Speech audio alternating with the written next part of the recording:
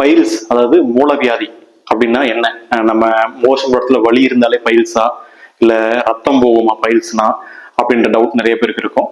அதே போல இந்த பைல்ஸ் எதனால வருது, என்னென்ன காரணங்களால அது ஏற்படுது, இதை பத்தி தான் இந்த வீடியோ நம்ம பார்த்தீங்கன்னா ரொம்ப டீட்டெயிலாக பார்க்க போறோம். வணக்கம், நான் doctor Anand, surgical oncologist and laparoscopic surgeon. நீங்க இந்த பைல்ஸ்லாம் என்ன அப்படின்றத தெரிஞ்சுக்கிறதுக்கு முன்னாடி பாத்தீங்கன்னா, அந்த ஆசனவாய் முகப்பு கிட்ட இருக்கிற ஒரு சில ஸ்ட்ரக்சர்ஸ் பத்தி தெளிவா புரிஞ்சுக்கிட்டீங்க அப்படின்னா அந்த பைல்ஸ்லாம் என்ன அப்படின்ற ஒரு தெளிவு கிடைக்கும். நார்மலா பாத்தீங்கன்னா நம்ம ஒரு உணவு எடுத்துக்கிறோம் அப்படின்னா அது வயிற்றுல போய் செரிமானம் ஆகி சிறுகுடல் பெருகுடல் வழியா வந்து பெருகுடல்ல மோஷனை ஃபார்ம் ஆகி நமக்கு வெளியே மலம் கிடைக்கிறதுக்கு ஆவரேஜா பாத்தீங்கன்னா 24 மணி நேரம் ஆகும்.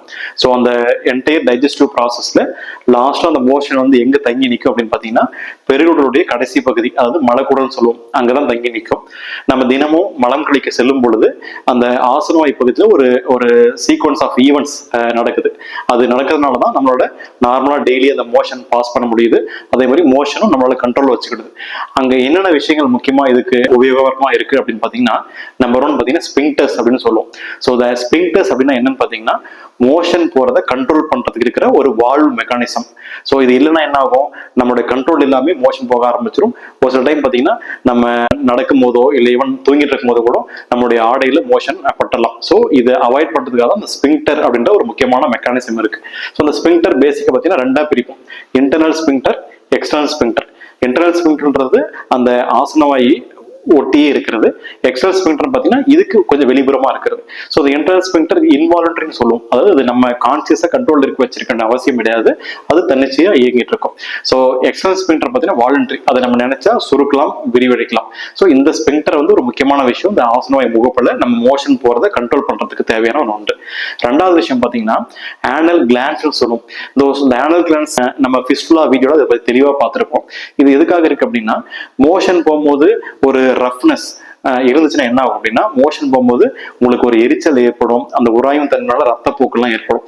இதை அவாய்ட் பண்றதுக்காக இயற்கையாவே அந்த ஆசனவாய் மூக்குக்குள்ள ஒரு 16ல இருந்து 25 சுரபிகள் இருக்கு. இந்த சுரபிகள் என்ன பண்ணும், ஒரு மியூக்கஸ் செக்ரேஷனை கொடுத்து ஒரு பசுப்பு தன்மை ஏற்படுத்துது. இந்த பசுப்பு தன்மை ஏற்படுத்தினால மோஷன் வந்து ஈஸியா கிளைட் ஆகி வெளியே போயிடுது. இது ரெண்டாவது விஷயம்.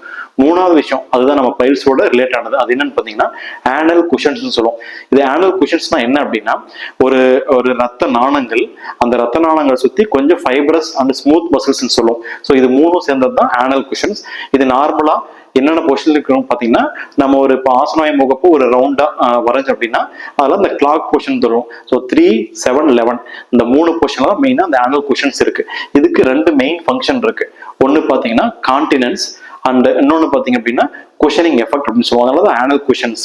ஸோ கான்டினன்ஸ் என்ன அப்படின்னா, நம்ம எப்படி வந்து அந்த ஆனல் ஸ்பிங்டர்ஸ் வந்து அந்த மலம்பை நம்மளுடைய கண்ட்ரோல் எல்லாம் வெளியே போகாம இருக்க அவாய்ட் பண்ணுதோ, அதே போல கொஞ்சம் இந்த கேஸ் எல்லாம் போகாம இருக்கிறத அவாய்ட் பண்றது மெயின் வேலை பார்த்தீங்கன்னா இந்த குஷன்ஸ் தான் செய்யுது. ரெண்டாவது விஷயம், நம்ம நேம்ல இருக்க மாதிரி குஷன்ஸ். ஸோ மோஷன் போகும்போது அது கொஞ்சம் ஃப்ரீயா அந்த மோஷன் போகிற இடத்த கொஞ்சம் தளர்ந்து கொடுக்கும். அப்படி தளர்ந்து கொடுக்கும் போது மோஷன் வந்து ஃப்ரீயா வெளியே போகும். ஸோ இது ரெண்டு தான் அந்த ஆனல் குஷன்ஸ்ல இருக்கிற ஒரு மெயின் வேலைப்பாடுகள். ஸோ இந்த பைல்ஸ் நம்ம எதுக்காக வருது அப்படின்னு, எதனால வருது அப்படின்னு பாத்தீங்கன்னா, இந்த ஆனல் குஷன்ஸ் சொன்ன பாத்தீங்களா, அந்த 3 இடத்துல இருக்கிற முக்கியமான ஒரு ரத்த நாணங்கள். அந்த ரத்த நாணங்கள் பல காரணங்களாக ஸ்லோவா விரிவடையுங்க. அந்த ரத்தம் உள்ள தேங்கி நிற்கிறது அதிகரிக்கும், அதோட சைஸ் பெருசாகும். ஒரு கட்டத்துல பார்த்தோம்னா அது ரொம்ப தளர்ந்து கீழே ஸ்லோவா இறங்க ஆரம்பிக்கும். அது நார்மலா பாத்தீங்கன்னா மோஷன் போற முகப்புல இருந்து மேல உள்ளாரதான் இருக்கும், வெளியே நமக்கு தெரியாது. ஒரு சில காரணங்களால அது விரிவடைஞ்சு ஸ்லோவா கீழே இறங்கி வரும். அப்படி இறங்கி வரும்போது கட்டி மாதிரி கையில ஃபீல் ஆகும். மோஷன் போகும்போது ரத்தம் போக ஆரம்பிக்கும், கொஞ்சம் வலி எடுக்க ஆரம்பிக்கும். இந்த ஒரு கண்டிஷனை தான், அதாவது அந்த ஆனல் குஷன்ஸ் அப்படின்ற அந்த ஸ்ட்ரக்சர்ஸ் வந்து வீங்கி கீழே இறங்கி வர்ற ஒரு கண்டிஷனை தான் நம்ம வந்து பைல்ஸ், அதாவது மூலம் அப்படின்னு சொல்றோம்.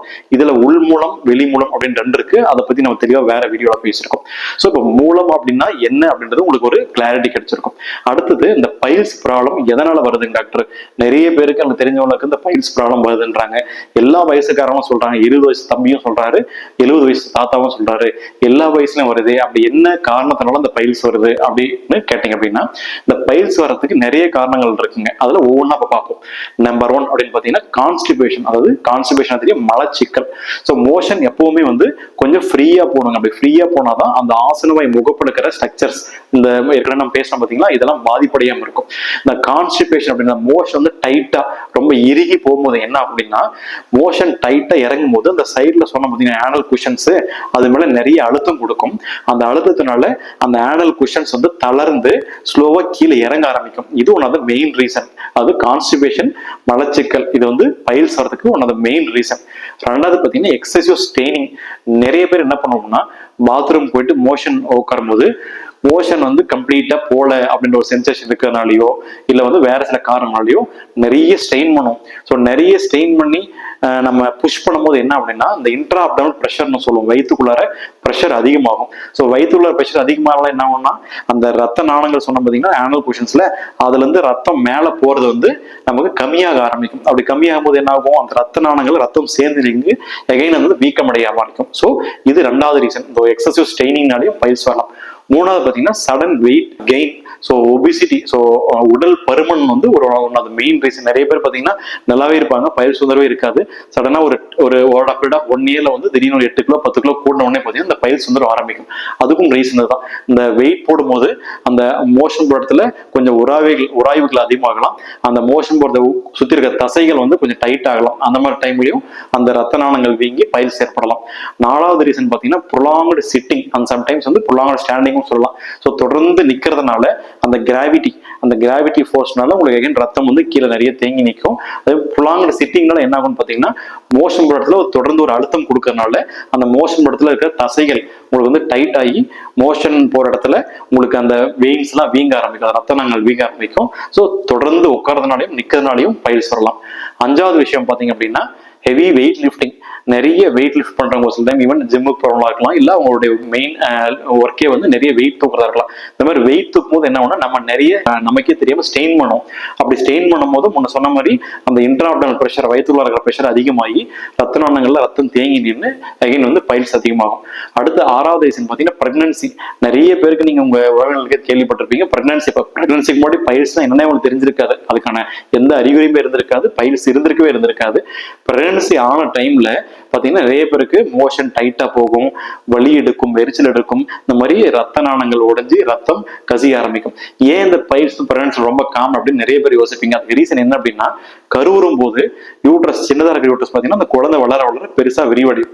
ஸோ பெருசா யூட்ரஸ் விரிவடையும் போது வயிற்றுக்குள்ள வர எல்லா ரத்த நாளங்களையும் அது அழுத்தம் கொடுக்கும். ஸோ நார்மலாவே பாத்தீங்கன்னா பிரெக்னன்சில அந்த ரத்த நாளங்கள் அழுத்தம் வந்து நிறைய பேர் வெரிகோஸ் வெயின்ஸ் பார்த்திருப்போம். அதே காரணத்தினாலதான் அந்த ரத்த நாளங்கள் அழுத்தம் கொடுக்கறதுனாலையும் பிளஸ் பிரெக்னன்சி அப்ப இருக்கிற ஒரு சில ஹார்மோனல் சேஞ்சஸ்னாலையும் பைல்ஸ் வந்து வர ஆரம்பிக்குது. ஏழாவது விஷயம் பாத்தீங்க அப்படின்னா லிவர் டிசீசஸ். ஸோ நிறைய காரணங்களால கல்லீரல் பாதிப்பு, அது வந்து ஆல்கஹால்னால இருக்கலாம், இல்ல சம் வைரல் இன்ஃபெக்ஷனால இருக்கலாம். அந்த மாதிரி கல்லீரல் பாதிப்புனாலையும் பார்த்தீங்கன்னா நிறைய பேருக்கு பைல்ஸ் ஏற்படுது. இந்த வீடியோல இந்த பைல்ஸ்னா என்ன, அது எதனால வருது, அதுக்கான முக்கிய காரணங்கள் என்ன அப்படின்றத தெளிவா பார்த்திருப்போம். இதே போல பைல்ஸை பத்தி உங்களுடைய புரிதலுக்காக நிறைய வீடியோஸ் நம்ம சேனல்ல போட்டிருக்கோம். நீங்க நம்ம சேனலுடைய பிளேலிஸ்ட்ல பைல்ஸ் அப்படின்னு டைப் பண்ணீங்கன்னா உங்களுக்கு தேவையான எல்லா டீடைல்ஸும் ரொம்ப எலாபரேட்டா எக்ஸ்பிளைன் பண்ணிருப்போம். இதை பத்தி வேற எதுவும் டவுட் இருந்தாலும் கட்டாயம் நீங்க நம்ம கமெண்ட் செக்ஷன்ல போடுங்க, அதை பத்தி நம்ம கிளாரிட்டி கொடுப்போம். நன்றி, வணக்கம்.